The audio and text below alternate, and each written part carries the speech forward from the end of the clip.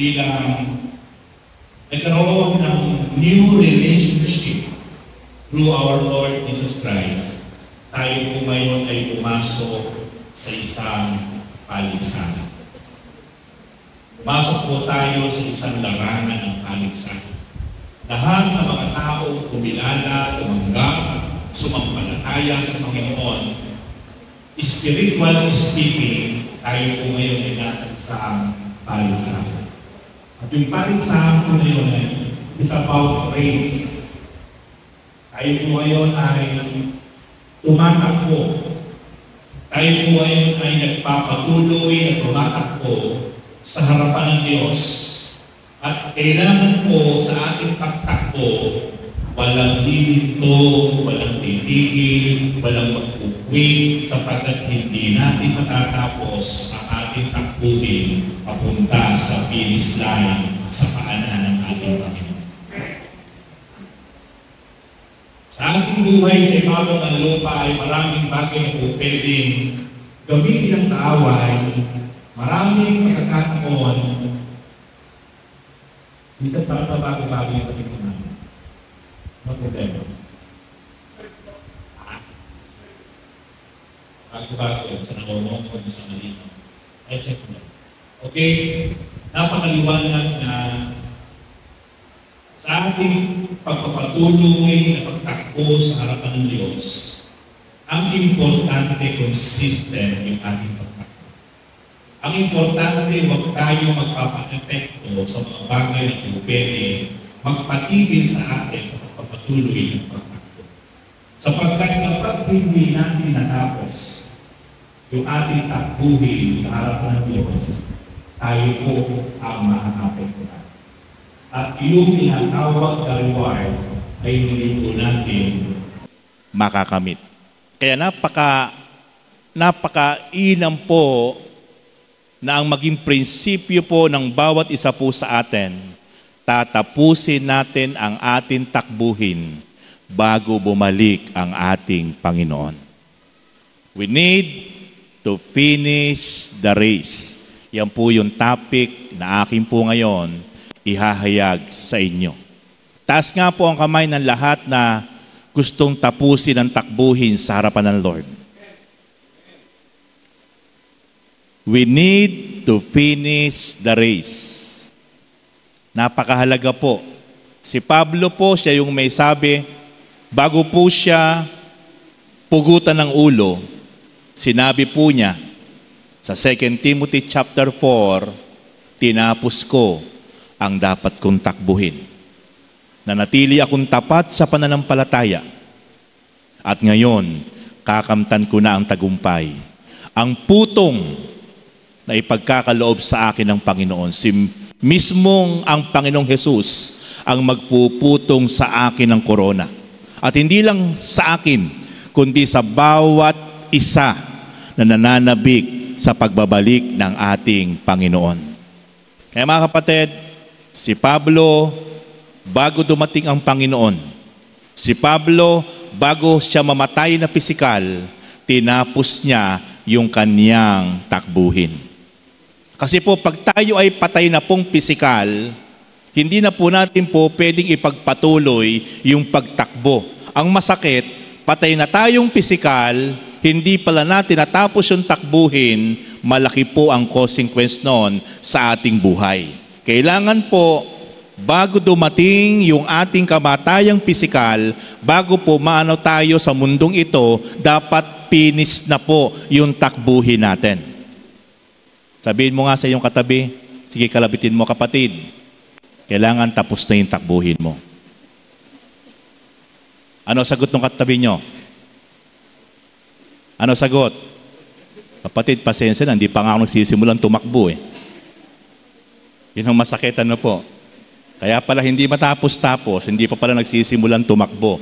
Kaya sa umaga pong ito, lahat po tayo ay magpapatuloy, lahat po tayo ay tatakbo, patungo doon sa finish line, sa paanan ng ating Panginoon, para bago tayo pumanaw sa mundong ito, tapos yung ating takbuhin. Amen! Okay, puntahan po natin yung Hebrew chapter 12, verse 1 to 2. Hebrew chapter 12 verse 1 to 2 sa Tagalog. Sabi po diyan, kaya nga, dahil napapaligiran tayo ng napakaraming saksi, talikuran natin ang kasalanan at anumang balakid na pumipigil sa atin. Buong tiyaga tayong tumakbo sa paliksahang ating sinalihan. Verse 2, ituon natin ang ating mga paningin kay Jesus na siyang pinagmumulan at kabuuan ng ating pananampalataya. Dahil sa kagalakang naghihintay sa Kanya, hindi niya ikinahiya ang mamatay sa krus at siya ngayon nakaupo sa kanan ng trono ng Diyos. Ano po yung binibigyan din dito sa ating pong binasa from the book of Hebrew chapter 12 verse 1 to 2. Binibigyan din po dito na tayo po ay sumali sa isang paligsahan. At yung paligsahan na yon ay takbuhin. Spiritual race in the face of God. Meron po tayong sinalihan na paligsahan na kailangan po tayo po'y hindi po magpapadistract. Tayo po'y hindi po magpapaapekto sapagkat ang kailangan po talaga buong tiyaga tayong magpatuloy na tumatakbo hanggang matapos po natin yung finish line.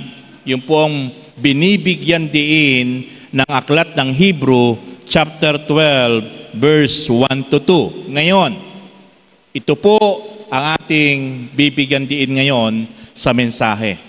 How to finish the race. Paano nga ba natin tatapusin yung takbuhin natin? Kailangan ito po yung atin po talagang makuha at ito po yung atin talagang maging talagang goal. Bilang tayo po yung mga mananampalataya, bilang tayo po yung nagpapatuloy na sumusunod sa Panginoon, napakahalaga po na tayo po, ano ba yung sikreto para tayo ay matapos natin yung takbuhin natin sa harap ng Diyos. Okay, pag sinabi pong takbuhin, hindi po yun literal na tatakbo ka, magja-jogging ka, makikipagkarera ka. Gusto ko pong linawin sa inyo, yung binabanggit na takbuhin dito, ito po yung buhay natin sa ibabaw ng mundo, sa harap ng Diyos. Kung papaano po tayong nagpapatuloy na lumalakad, namumuhay sa pagsunod sa kalooban ng Diyos na kahit ano yung nagaganap at nangyayari sa kapaligiran, kahit ano yung nagaganap sa ating buhay, sa ating pamilya, sa ating mga nakikita, pero ang importante po, hindi tayo magpapaapekto sa ating patuloy na ginagawa na bunga ng ating pananampalataya sa pagsunod natin sa Panginoon. Yung po yung tinatawag na spiritual race. Hindi po pagtakbong literal, hindi po pagtakbong pisikal. Ito po ay spiritual race. Ayon sa ating pagpapatuloy na hindi po tayo naaapektuhan, hindi po tayo napatitigil, hindi po tayo napahihinto sa ating patuloy na ginagawa sa paglilingkod, sa pagsunod, sa kalooban ng Diyos na makapangyarihan sa lahat. Okay, how to finish the race. Kasi napakahalaga po na matapos natin yung takbuhin sa harap ng Diyos bago tayo bawian ng buhay. Kasi mawawalan po ng kabuluhan yung lahat po ng ating bunga ng pananampalataya na tayo po ay biglang pumanaw sa mundong ito pero hindi pala natapos. Hindi pala natapos yung ating takbuhin sa harap ng Panginoon. Okay, number 1. Ang kauna-unahan na dapat po nating gawin para ma-overcome po natin yung ating pong pagtakbo makapagpatuloy tayo na walang hadlang na matatapos po natin yung finish line patungo sa kalooban ng Diyos. Let us throw of our sins and everything that hinders us. Napakahalaga po na lahat ng mga kasalanan, lahat ng mga nagagawa nating kasalanan, hayagman o lihim, iti dapat ay talikdan na po natin. Habang tayo po ay may ginagawa pang mga kasalanan, lalo po yung mga kasalanang lihim, na ikaw lang at ang Diyos ang nakakaalam. Habang hindi po natin to ile-let go, tatalikuran, at talagang, ito talaga ay atin talagang iwawaksi sa ating buhay, ito ang magsisilbing hadlang na gagamitin ng dyablo sa buhay ng bawat isang tumatakbo, sumusunod sa harap ng Diyos. Lahat ng mga bagay na hindi kalugod-lugod sa harap ng Diyos, na patuloy na ginagawa ng isang manampalataya, ayaw niyang bitawan, ayaw niyang talikuran, ito po ang magsisilbing hadlang, pamatid sa Kanya, para siya'y patuloy na madapa, siya'y patuloy na hindi makapagpatuloy na makasunod sa kalooban ng Diyos, kaya hindi niya matatapos ang takbuhin sa harapan ng Panginoon. Napakahalaga po na tayo po talaga ay totally nasusurrender. Anuman yung mga bagay na alam mong hindi ito kalugod-lugod sa Diyos, tayo na po mismo talaga ang mag-volunteer na talagang isuko na po natin sa Diyos yung mga bagay na ito para wala na pong maging hadlang. Especially po, lahat ng uri ng bisyo, yan pong mga bisyong iyan ay hindi po makatutulong sa atin para matapos po natin ang finish line. Kapag patuloy po natin ginagawa ang isang bagay, lalo't higit na kapag bibigay ng satisfaction sa ating laman, sa ating flesh, yan po ang hahadlang para hindi tayo talaga tuloy-tuloy na makatakbo sa kalooban ng Diyos. Pangalawa, yung mga bagay na kinahuhumalingan ng bawat isang tao sa ibabaw ng mundo, na halos yung kanyang oras, panahon, buhay, ay doon na lang po na pupunta sa mga bagay na yon na kanyang pinagkakaabalahan. Yan po ay isang napakatinding hadlang para hindi natin matapos ang ating takbuhin sa harapan ng Panginoon. Napakahalaga po na kung meron po tayong higit na pinagbubuhusan ng lakas, panahon, oras, buhay, ay walang iba kundi yung mga bagay na makapagbibigay ng kaluguran at kasiyahan sa Diyos na makapangyarihan sa lahat. Kapag ito po ang higit sa lahat na ating na-prioritize, kapag ito po ang higit sa lahat na ating pong pinagbubuhusan ng panahon, oras, time and effort, yung mga bagay patungkol sa espiritual, yung mga bagay patungkol sa pagsunod sa kalooban ng Diyos, tatapatin ko po kayo, mas maaga po nating matatapos yung takbuhin natin sa harap ng Diyos sa ibabaw ng mundo habang tayo'y nabubuhay pa sa mundong ito.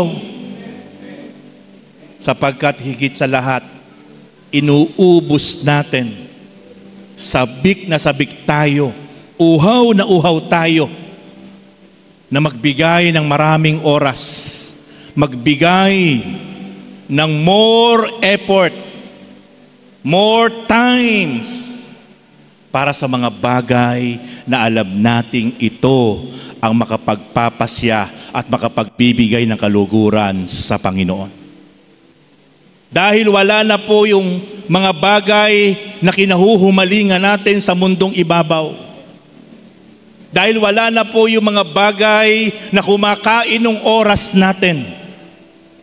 Once na ito po'y atin tinalikdan, mas makapagbibigay po tayo ng more times, more effort, kapag ang mga bagay na kinahuhumalingan natin, kapag ang mga bagay na patuloy po tayong kinakain ng paggawa ng kasalanan at ito po'y ating natalikdan, mas maibibigay po natin yung the best para sa Panginoon. Mas mabilis po nating matatapos yung finish line sapagkat tuloy-tuloy, walang hassle, walang hindrance, walang block. Tayo po'y patuloy na makasusunod, makapagbibigay ng kaluguran sa Diyos sapagkat nagpasimula sa ating buhay na lahat ng mga bagay na pumipigil sa atin, even ang maraming kasalanan, maraming bagay na kinahuhumalingan natin, ay atin na pong natalikdan. Kaya, yan po ang nais ng Panginoon. Sabi po niya po doon sa Hebrew chapter 12 verse 1, kaya nga, dahil napapaligiran tayo ng napakaraming saksi, talikuran natin ang kasalanan at anumang balakid na pumipigil sa atin. Talikuran natin. Kapag sinabing talikuran, 180 degrees about face. Huwag mo nang babalikan pa. Huwag mo nang sisilipin pa. Baka muli mo yan balikan.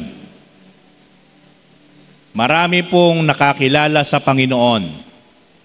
Marami pong sumunod sa Panginoon.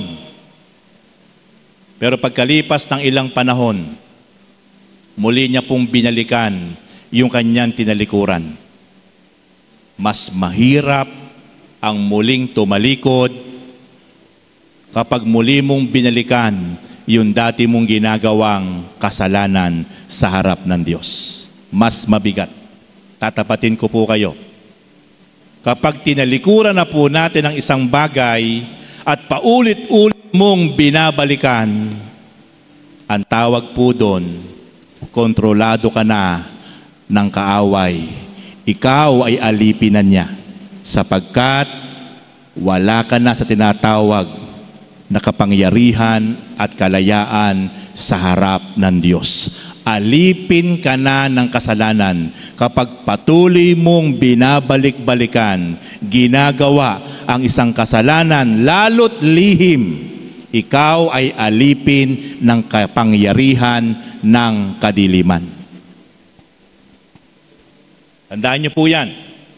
Napakahirap po na ikaw ay maalipin ng kapangyarihan ng kadiliman. Mapakahirap. Sapagkat diyan darating sa point ng buhay ng isang Kristiyano na hindi niya maiintindihan yung kanyang sarili. Nagaya po nung naranasan ni Pablo. Sa Romans chapter 7, na sinabi ni Pablo, bakit hindi ko maintindihan yung aking sarili? Yung mga ayaw na ayaw kong gawin, pero bakit ito yung nagagawa ko? Pero yung gustong-gusto kong gawin na alam kong ito yung nais ng Diyos, pero bakit hindi ko magawa? Alam ko na. Sapagkat merong kapangyarihan na naghahari at kumukontrol sa sarili ko. Naunawaan ni Pablo. Nawala yung pagsama ng Diyos sa buhay niya. That time na hindi siya makalaya-laya sa mga gawa ng laman at kasalanan. Kasi ang naghahari sa kanya, ang kumukontrol sa kanya, siya ay alipin. Siya po ay bondage of sin. Kapag ang isang tao ay alipin ng kasalanan, bilanggo ng kasalanan, mahihirapan siya na makalaya doon sa bagay na yon. Ang kailangan na lang niya ay ang tinatawag na divine intervention ng Diyos. Kaya kapag tayo po ay nakalaya at nakatalikod sa isang bagay na kasalanan, huwag nyo na pong aasamin na yun ay muling balikan.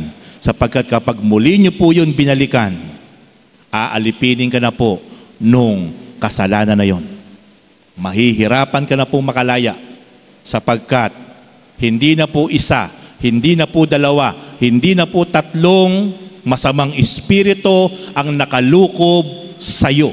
kundi pulutong na po ng masamang espiritu ang nagtutulong-tulong para ikaw ay patuloy na ilugmok sa kasalanan. Kaya mga kapatid, ito po ang napakahalaga na dapat po nating gawin para tayo po matapos natin yung finish line, makapagpatuloy po tayo sa ibabaw ng mundo na talagang may kapayapaan, may kapanatagan, may katagumpayan. Patuloy po nating iwaksi, patuloy po natin talikdan ang mga bagay na kasalanan na umaalipin sa bawat isa. Lahat po yan ay talagang totally na atin na po talagang iwaksi, talikdan, at talagang iwanan na yung mga bagay na iyan. Sapagkat para mas maaga nating matapos yung ating takbuhin sa harap ng Diyos. Second point, let us finish the race with perseverance. Napakahalaga po na sa ating pagtakbo yung katyagaan. Minsan po ito yung kulang sa maraming Kristiyano. Madali pong mainip, madali pong mabagot, madali pong ma-discourage, madali pong ma-disappoint. Nawawala po yung perseverance. Nawawala po yung matinding tiyaga. Madaling magtampo, madaling matisod, matitisurin, maramdamin. Alam niyo po kung ano po yung sakit na yon? Yung matampuhin, yung manipis, yung po yung tamporitis. Napakadelikado po sa isang Kristiyano na may sakit siyang tamporitis. Na maliliit na bagay lang pero sineryoso niya. Dinamdam niya. Yan po ang matinding hadlang para hindi po sa makapagpatuloy sa pagtakbo, sa pagsunod ng buong katapatan, buong kapakumbabaan sa harap ng Diyos. Tingnan nyo nga po yung inyong katabi. Mukha po bang may sakit na tamporitis yan? Sige po. Tingnan nyo po lahat ang anggulo ng kanyang mukha, mata. Mukha po bang may sakit na tamporitis? Alam niyo po, mas masarap sa isang Kristiyano yung makapal.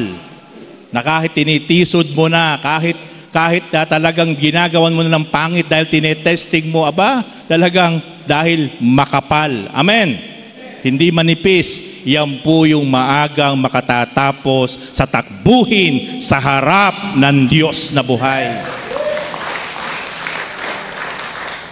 Kaya yung sakit po na tamporitis ay dapat po ay magamot po yan ng isang Kristiyano. Kasi delikado pong sakit yung tamporitis. Alam niyo po ba ang magiging cause ng may sakit na tamporitis sa isang Kristiyano? Magpapara po yung palakang Kristiyano. Ano pong palakang Kristiyano? Yung patalon-talon, palipat-lipat sa lahat ng maraming church. Dahil siya ay nagtampo, lilipat po dito.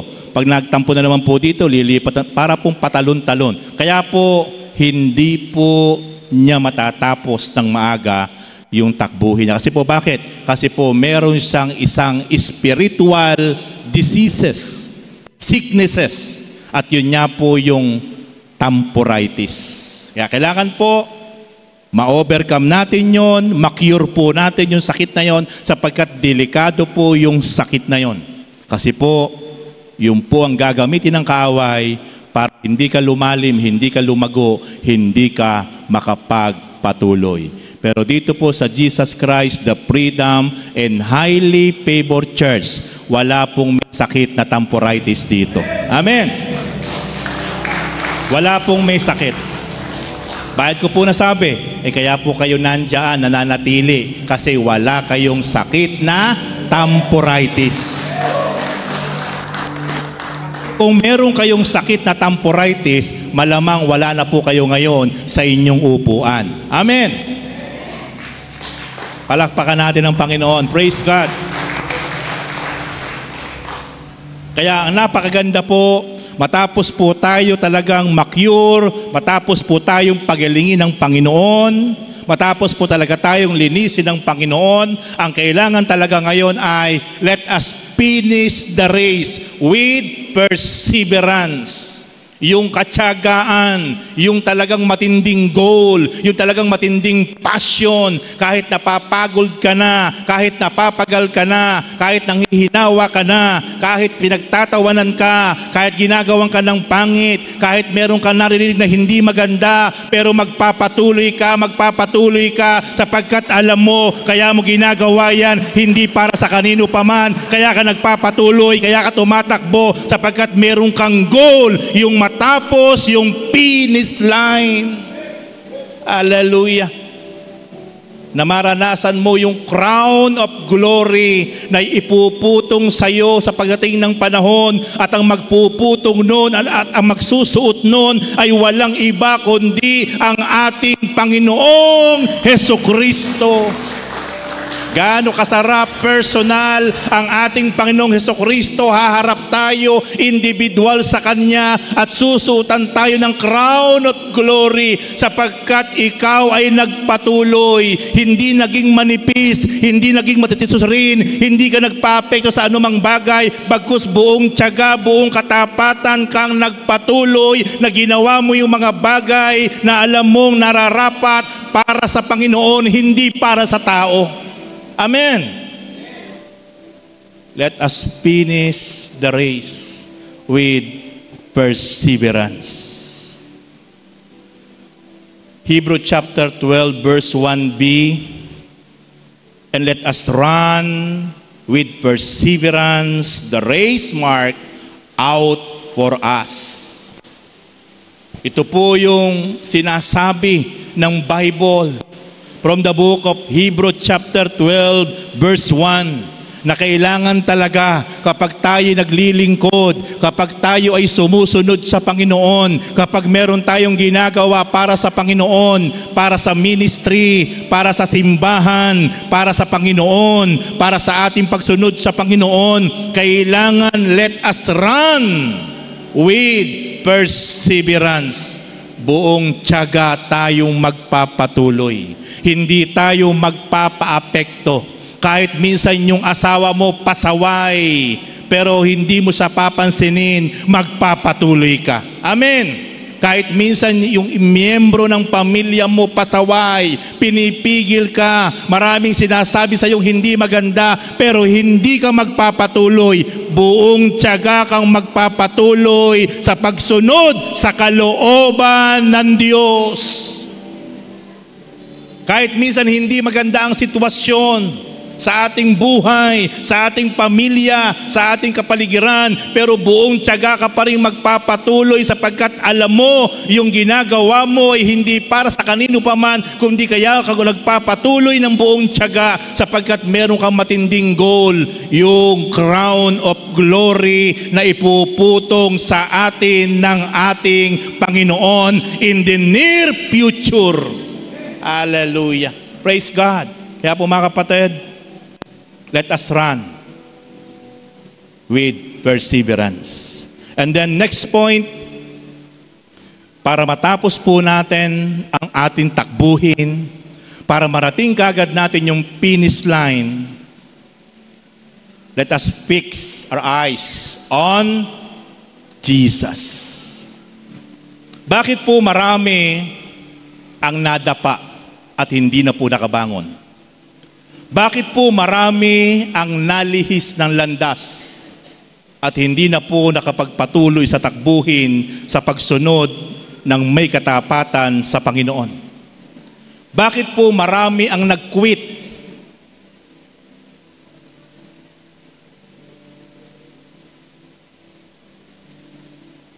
Actually po, meron pong survey, pastor na lang po, 40% ng pastor worldwide ay nag-quit na po sa ministry as of now. 40% na mga pastor ay iniwan po ang church. Hindi na po naglingkod sa iba't ibang kadahilanan. Bakit po? Dahil maaring marami silang naranasan na hindi maganda. Maaring marami silang naramdaman na sakit. Maaring ang nakita po nila yung kanilang pagod, sakripisyo. At ang kanila pong tinignan yung mga bagay na hindi magandang kanilang naranasan. Kaya iniwan po ang paglilingkod. Iniwan po ang church, ang simbahan. At ginawa na lang po yung bagay na gusto niyang gawin. Marami pong dahilan. Maraming lingkod ng Diyos, kaya po nawala sa simbahan, nakagawa ng kasalanang immoral. Kasi ibababa ka ng Diyos eh. Kahit ayaw mong bumaba bilang pastor, pero pag may ginagawa kang kasalanang immoral, lalo po yung sexually committed, yung pong kasalanang sexual, na meron ka ng asawa, pero nakikipamato ka pa sa hindi mo asawa, wala man nakakaalam nun, pero ang Diyos, ibababa ka ng Diyos bilang lingkod ng Diyos. Mas matindi po yung balik nun sa isang lingkod ng Diyos kapag ikaw maganda sa labas, pero meron ka palang ginagawang lihim na matinding kasalanan sa dilim. Wala pong makapagtatago sa harapan ng Diyos. Ang Diyos po ang gagawa at gagawa ng way para ikaw ay tanggalin bilang lingkod ng Diyos.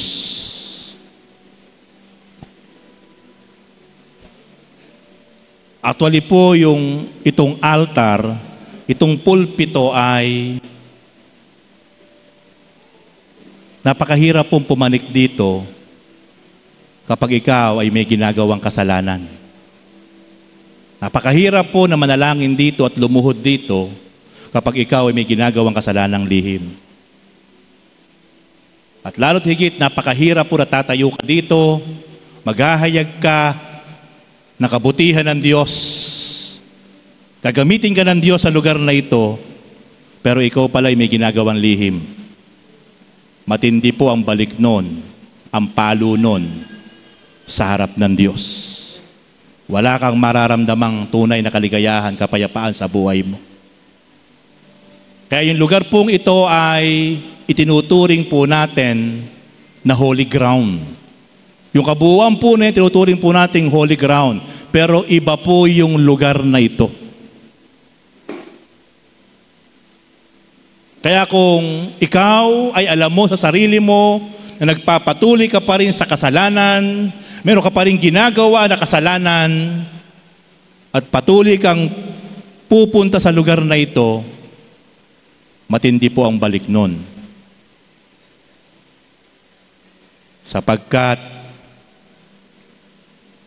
ang mata ng Diyos ay hayag at lantad sa lahat ng ating ginagawa sa Kanyang harapan.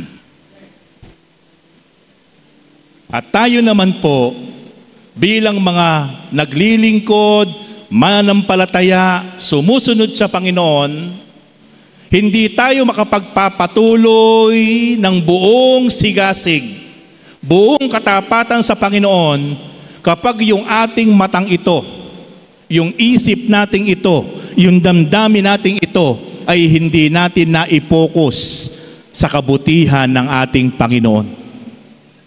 Kapag ang nakita mo ay yung mga bagay na pangit sa paligid, kapag ang naramdaman mo lagi ay yung mga bagay na hindi maganda, iyan ay magiging hadlang para hindi ka makapagpatuloy sa pagsunod ng buong katapatan, buong kapakumbabaan sa harap ng ating Panginoon. Kaya napakahalaga po yung tinatawag na let us fix our eyes on Jesus only. Tingnan niyo po yung kabayong literal. Ano po ang dahilan kung bakit tinatakpan po yung kanyang mata? Dalawa, parehas. Sige nga po, kayo nga po yung magbigay ng pagkakaintindi nyo kung ano po yun, ibig sabihin. Bakit tinatakpan yung dalawang mata niya? Anong dahilan? Brother John. Para nakapokus sa harapan. Kasi po kung wala pong takip yun, pag may nakita po yun ng mga bagay na makakadistract sa kanya, lalo't higit magandang kapwa niya kabayo, kakaripas po ng palihisyon. Hindi po makatatakbo ng diretso yon. Kaya po sa nilalagyan po ng takip kabilaan, kasi po para fix lang po yung kanyang nakikita, diretso lang po. Para tuloy-tuloy lang po yung kanyang pagtakbo. At kapag pinitik po nung hinete yung tali, hihinto siya. Pero kapag muli po siyang pinalo, ang sign po nun, muli kang tumakbo. Pag inulit po yung palong iyon, bilisan niya. Pag inulit pa po yung palo, talagang ibibigay na po ng todo nung kabayo yung kanyang lakas para lalo niya matapos yung finish line. Ganon din po sa atin, napakahalaga na dapat po mga takip yung ating mga mata sa kaliwa at sa kanan. Spiritual. Kasi kapag lagi po tayong mapagmasid, lagi mong tinitingnan yung mga pangit na bagay.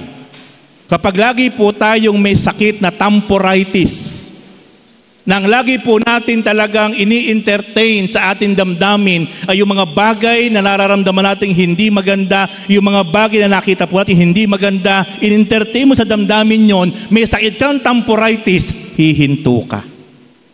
Titigil ka. Matitisod ka. Kapag meron ka narinig na hindi maganda, in-entertain mo yon at manipis ka, hihinto ka. Tatalikod ka, mapapagod ka, mapapagal ka, magrereklamo ka lang. Right? Ang kailangan po sa ating ginagawang paglilingkod, pagsunod, looking unto Jesus. I-fix natin ang ating paningin, ang ating isip, ang ating damdamin sa Panginoon lang. Napahiya ka sa paglilingkod mo, tingnan mo ang Panginoon. Pinagtawanan, nilait, kinutya. Ang Panginoon ba in-entertain yung mga nagtawa sa Kanya? Hindi. Tinapos niya yung Kanyang misyon sa ibabaw ng lupa. Nasaktan ka sa kabila ng tapat mong paglilingkod sa Panginoon, sa kabila ng tapat mong pagsunod sa Diyos, sa simbahang ito, nasaktan ka. Ang Panginoon, matapos niya pong i-disciple yung 12 alagad, alagaan, pinakain, pinagministeryuhan. Ano po ginawa sa kanya ng mga ibang alagad? Binitray po siya. Pinagkanulo po siya. Ibinenta po sa halagang 3 pirasong pilak. Gaano kasakit po yun sa ating Panginoon? Na matapos mong alagaan, matapos mong hubugin, matapos mong i-disciple, matapos mong kasama mo gabit araw, halos minsan walang tulugan, puyatan, pagkatapos tataidurin ka lang, ibibitray ka lang. Gaano kasakit sa ating Panginoon yon? Naging daan ba yon para magreklamo ang Panginoon? Naging daan ba yon para hindi niya tapusin yung kanyang misyon sa lupa? Hindi. Kaya, kung itutuon lang natin ang ating paningin, ang ating isip at ang ating damdamin, gagawin nating motivation ng Panginoon, gagamitin nating inspirasyon ng Panginoon, walang sakit, walang pagkapahiya, walang lungkot ang po pwedeng dumaig sa naranasan ng ating Panginoon. Kaya wala tayong maiko-complain. Nasaktan kang literal, ang Panginoon, grabe ang sakit na pinagdaanan. Mula ulo hanggang talampakan may sugat. Lumabas ang dugo. tubig sa katawan. Mula ulo hanggang paa may sugat. Nung ba siya nakabayubay sa krus, sinumbatan ba niya ang kanyang ama na sinabi niya, ito lang ba, Ama, ang gagawin mo sa akin? Matapos mo kong isugo sa lupa, tapos ganito ang gagawin mo sa akin? Ayoko na. Hindi. Hindi po ganon. Ano sabi niya sa isang huling wika niya? Ama, sa iyo ko ipinagkakatiwala ang aking espiritu. Sign of respect, sign of submission po yun.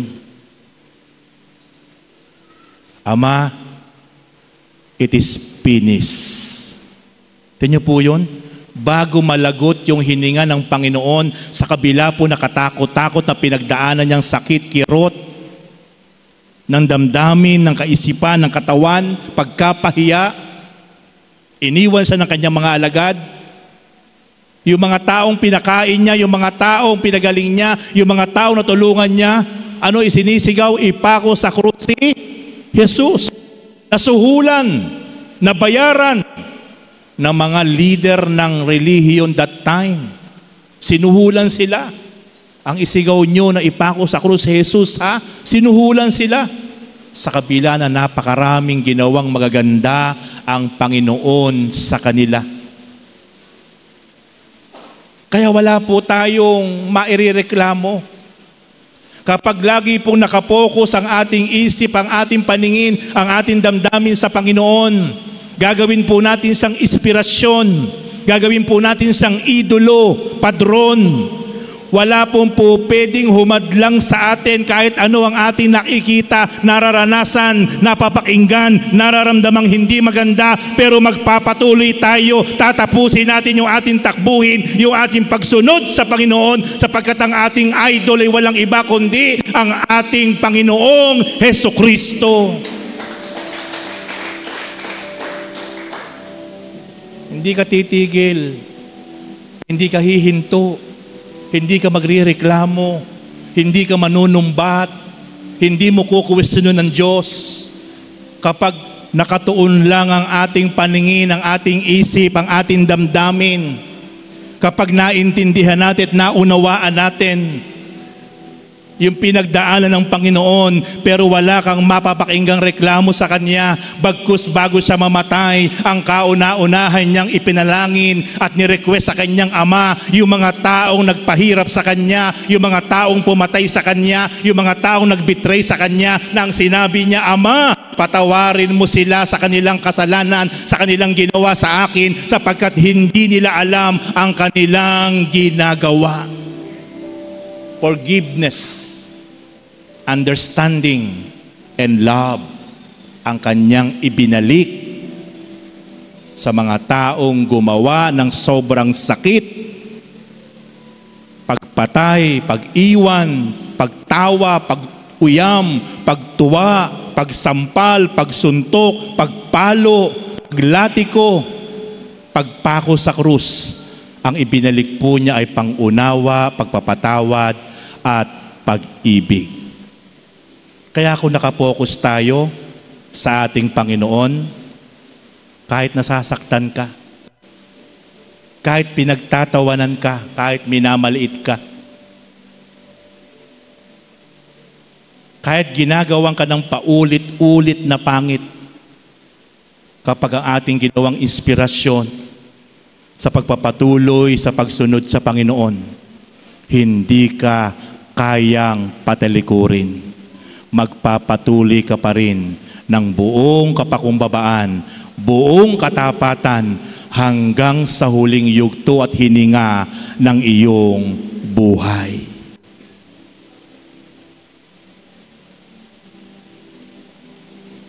How to finish the race. Ito po ang sikreto. Kaya kung bakit maraming Kristiyano, ala na po, tumalikod na, huminto na, maraming dahilan. Sapagkat unang-una, hindi nila kayang talikuran ang kanilang kasalanan. Pangalawa, hindi na i-focus ang kanilang paningin, ang kanilang mga mata, ang kanilang mga tainga, ang kanilang mga damdamin kay Jesus lang. Ipinokos nila ang kanilang mga paningin, ang kanilang mga tainga, ang kanilang damdamin sa mga taong nagbigay ng sakit at lungkot sa kanila. Sobra nilang in-entertain. Ginawa nilang big deal. Nagmalaki, nagmatigas. Kaya hindi nakapagpatuloy.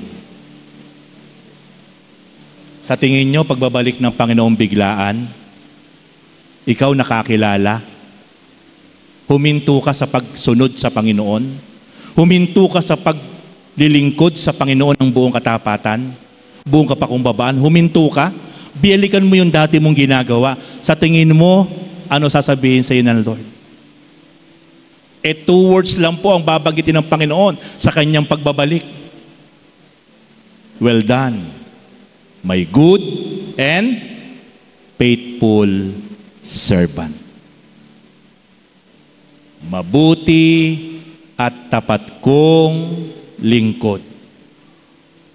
Paano magiging mabuti ang isang anak ng Diyos kung tinalikuran niya ang Panginoon nang dahil lang sa maraming nakita niya, naramdaman niya, naisip niya, at nang dahil lang sa makamundong gawain? Paano magiging mabuti yon sa harapan ng Diyos? At lalo't higit, paano magiging tapat ang isang manampalataya kung mas pinili mo na sundin yung gusto mo kaysa ipagpatuloy mong gawin yung kalooban ng Diyos sa buhay mo? Never po yun magiging faithful. Ang faithful po ay nagpapatuloy kahit ano ang nangyayari, nararamdaman, nakikita, naririnig. Nagpapatuloy na tapat na sumusunod sa Panginoon. Yun po ang isang kahulugan ng pagiging faithful sa harap ng Diyos. Pero dahil sa maraming bagay, mas pinili mo yon, kinalimutan mo ang Panginoon, tinalikuran mo ang Panginoon, never po magiging faithful yon. Unfaithful po yon. Kaya ang susi, mga kapatid, Hebrew chapter 12 verse 2a, fixing our eyes on Jesus, the pioneer and perfecter of faith. Yan ang sinasabi po ng Bible. I-focus lang, i-fix lang, ituon lang ang ating mga paningin kay Jesus na pinagmumulan ng ating pananampalataya. He is the source of faith, strength. At siya po yung tanging perfect, walang kapintasan. Kaya kung siya po ang ating magiging idol, ang ating magiging huwaran, ang ating inspirasyon, wala pong bagay na po pwedeng makapagpahinto sa atin para hindi matapos ang ating pagpapatuloy na pagtakbo at pagsunod sa Panginoon. Sapagkat tama, perfect yung ating padron na sinusundan. Perfect yung ating iniidolo. Walang iba kundi ang Panginoon. Kapatid, yung katabi mo, pwede mong gamiting inspirasyon siya pero wag mong gagawing idol. May kapintasan din yan. Lalo't higit ang inyong pastor, huwag niyo po akong gagawing idol. Pwedeng motivation lang. Pwedeng maging motivator lang. Pero yung gawin nyo akong idol, paano kung makita nyo po minsan isang araw yung aking pong kapintasan? E di bagsak yung inyong pagsunod sa Panginoon. Kasi ginawa nyong idol ang kapwa nyo tao. Lahat po tayo ay walang perfect sa atin. Ang tangi lang pong perfecto ay walang iba kundi ang ating Panginoong Jesus. Siya yung tunay pong perfecto. Siya po yung tunay na pinagmumulan ng ating kalakasan at pananampalataya. Siya po yung tunay pong huwaran. na dapat tularan. Kaya kung siya po yung ating magiging idolo, siya po yung ating kukunan po ng lakas, inspirasyon, never tayong manlulupaypay at manghihina. Never po tayo magkukwit at tatalikod sapagkat siya po ay tinapos niya yung dapat niyang tapusin. Sa ibabaw ng krus, ng sobrang hirap, kirot, sakit, pero tinapos niya. Kaya karapat dapat lang ang ating Panginoon ay gawin nating idol. Sa mga panahon na parang nararamdaman mo na parang gusto mo nang sumuko. Sa mga panahon na parang puro pangit na yung nakikita mo. Sa mga panahon na parang wala ka napapakinggang maganda. Sa mga panahon na parang bigat na bigat yung damdamin mo sapagkat marami ka naramdaman na masyado kang sunod-sunod na na-open ka. Pero kapatid, pag ipinokus mo yung paningin mo sa Panginoon, manliliit lang tayo.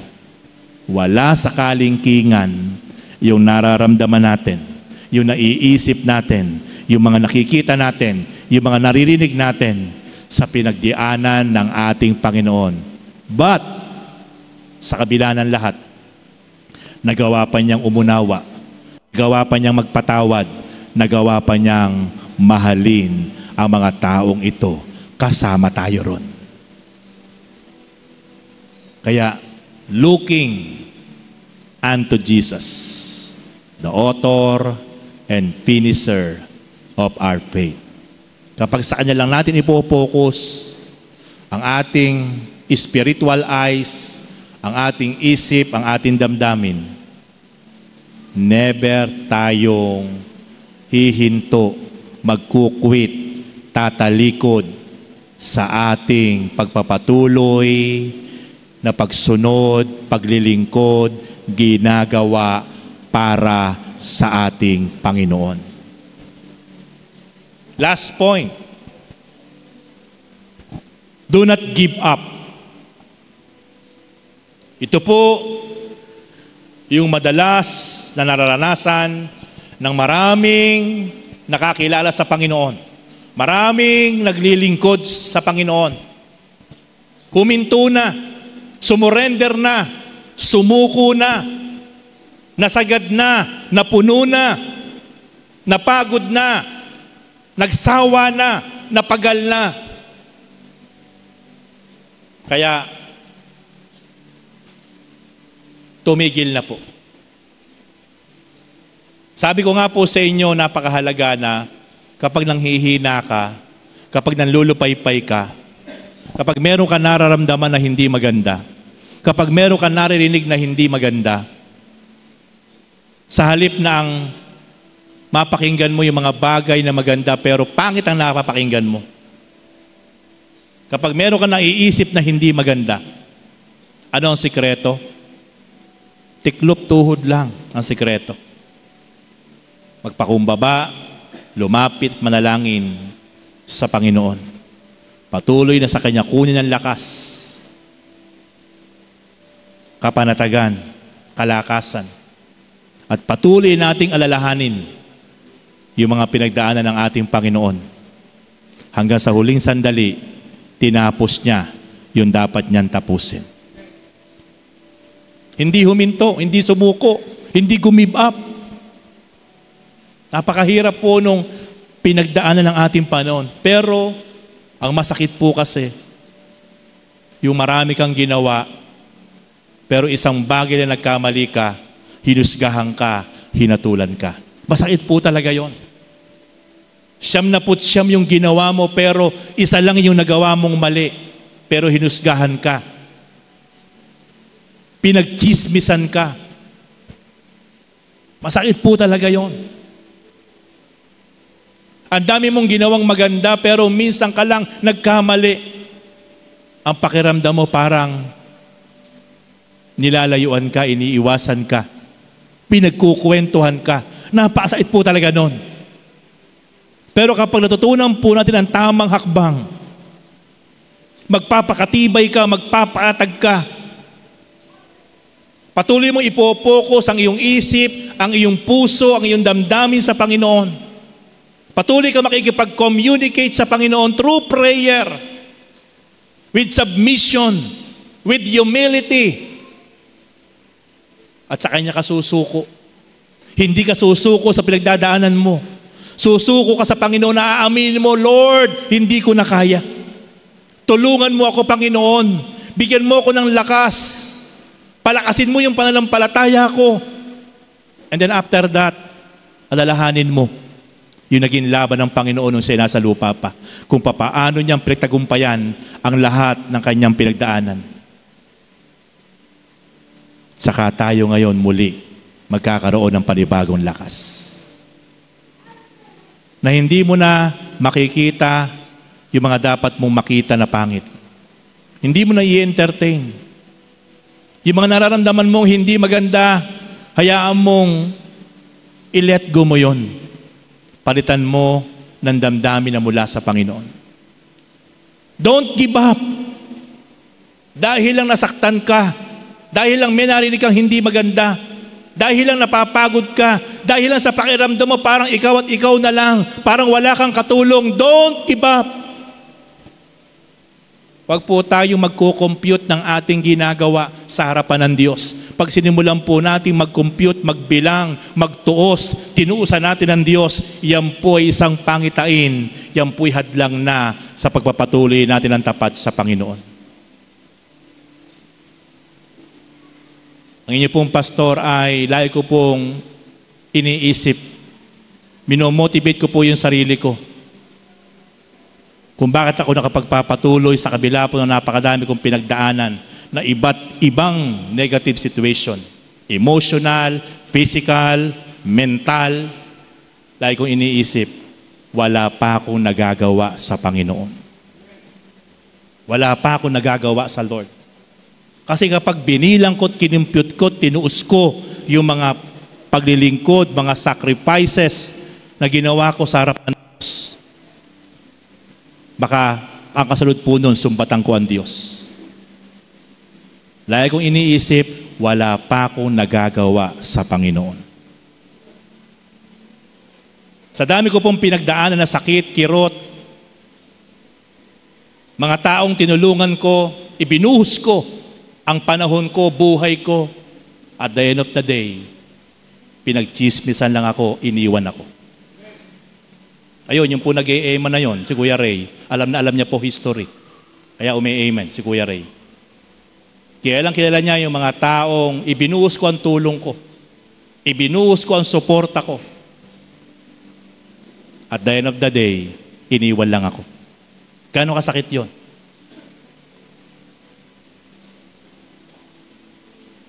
Kaya minsan naalala ko po, minsan mahirap yung masyado kang maging close sa bawat isang pinangungunahan mo.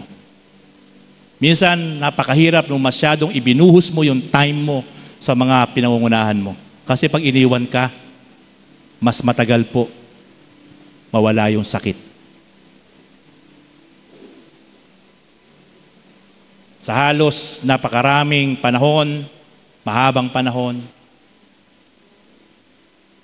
na naranasan ko po sa paglilingkod, ang daming sakit. Minsan niya, hindi pa iba sa'yo. Sa halip na suportahan ka, iniwan ka. Ang sakit. Pero dahil naipokus natin ang ating paningin, ang ating isip, ang ating damdamin, nakapagpatuloy po tayo.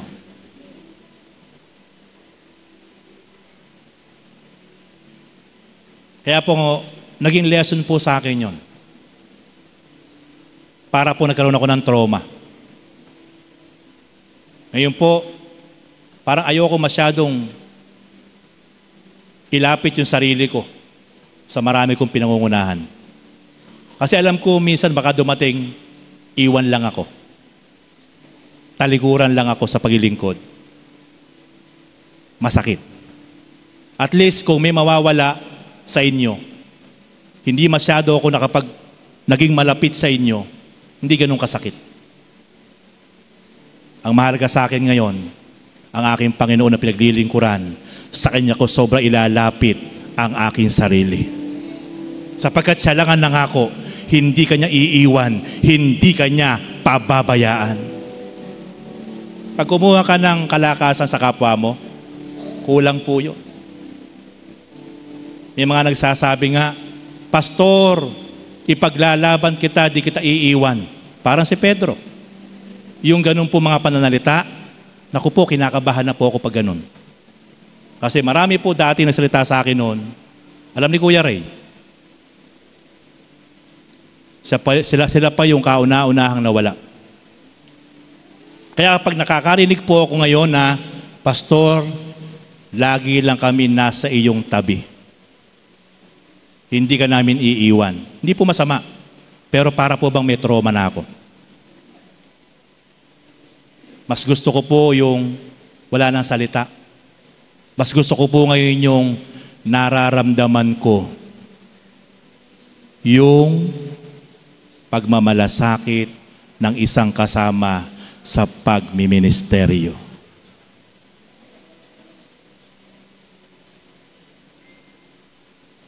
At binawasan ko rin po yung sobrang pagbibigay ng sobrang panahon at oras sa mga kapatid. Pagkatapos at the end of the day, sisiraan ka lang, iiwanan ka lang. Binawasan ko na po yun. I'm sorry to say. Alam niyo po kung bakit? Na-trauma po ako eh.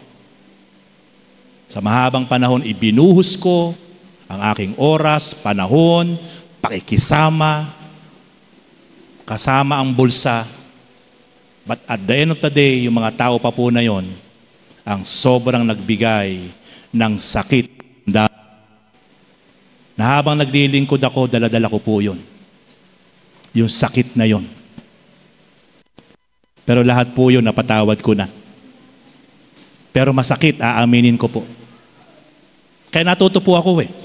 Natuto po ako sa mga past experience ko sa paglilingkod ko sa Panginoon. Sa Panginoon na lang po ako nagpo-focus.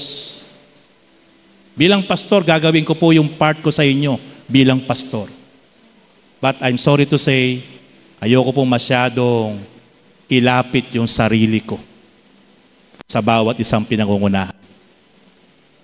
Kasi mas masakit, makamove on, na sobra mong ibinuhos ang oras mo, panahon mo, malasakit mo, pagmamahal mo, pero at the end of the day, iiwan ka lang.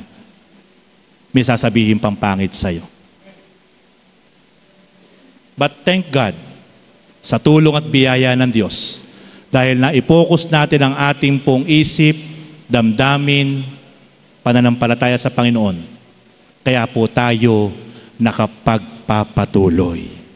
Kaya po tayo nakatatakbo ng tuloy-tuloy. Kasi kung ipopokus ko po yung ating paningin, damdamin sa mga taong iyon, baka isa na po ako sa lingkod ng Diyos, maghahanap buhay na lang po ako.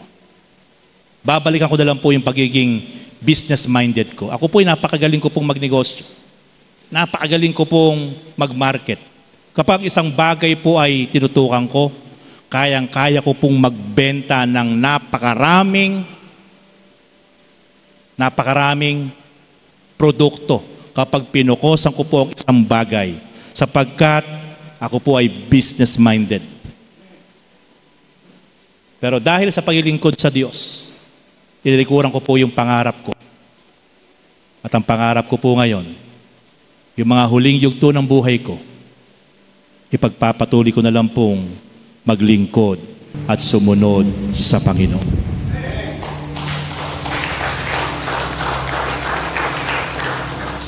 Na hindi hihinto kahit nasasaktan, napapagal, napapagod. Ako'y nagpapasalamat sapagkat una ang Panginoon, pangalawa ang naging kalakasan ko, yung pamilya ko. Salamat yung lahat ng anak ko, kasama ko sa paglilingkod. At ayan, nakikita niyo. Salamat yung aking asawa, ay very supportive sa paglilingkod. Napakasarap po. Napakasarap na una ang Panginoon ang kalakasan mo, pangalawa yung pamilya mo. Nandyan sila. na sinusuportahan ka, sinasamahan ka, tinutulungan ka sa ministeryong ipinagkatiwala ng Panginoon. Kaya paano kang hihinto? And I hope kayo yung pangatlong maging kalakasan ko. Hindi maging kahinaan, hindi maging kalungkutan.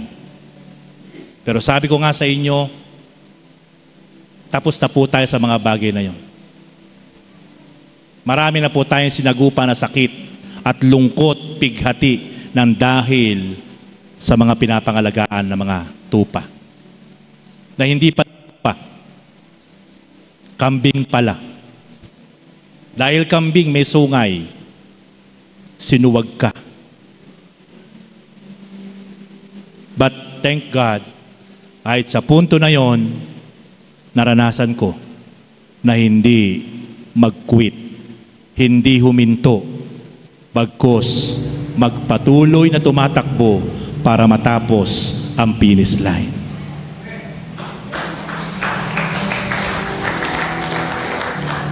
Ikinukwento ko po ito sa inyo upang patuloy ko po kayong bigyan ng inspirasyon, i-motivate. Talagang hindi po tayo exempted na hindi makakaranas ng mga bagay na mahasakit, malulungkot sa ating pagpapatuloy na pagsunod sa Panginoon. Pero ang importante, huwag kang hihinto. Huwag kang susuko. Don't give up. Magpatuloy kang bumangon. Hindi masama na madapa, pero ang kailangan sa bawat pagkadapa, babangon at babangon ka. At sa bawat pagbangon mo, hindi ka mananatili nakatayo. Magpapatuloy kang tatakbo pasulong papunta sa kalooban ng Diyos upang tapusin mo ang finish line. Hebrew chapter 12 verse 2b. Dahil sa kagalakan naghihintay sa Kanya, hindi niya ikinahiya ang mamatay sa krus, at siya'y ngayon nakaupo sa kanan ng trono ng Diyos. Bakit nandun ngayon ang Panginoon sa kalangitan at nakaupo sa kanyang trono? Sapagkat tinapos niya, tiniis niya, naging matatag siya, nagpatawad siya, umunawa siya, nagmahal siya, tinapos niya ang kanyang misyon. Kaya ngayon, nandun siya sa kalangitan, nakaupo sa maringal na trono. Church, ang lahat ng ating po pwedeng makaharap, maranasan, danasin, tiisin lang natin. I-overcome lang natin. At huwag kang hihinto. Don't give up. Huwag kang susuko. Sabi nga nung kasabihan, ang umaayaw ay hindi magwawagi. At ang nagwawagi ay hindi umaayaw.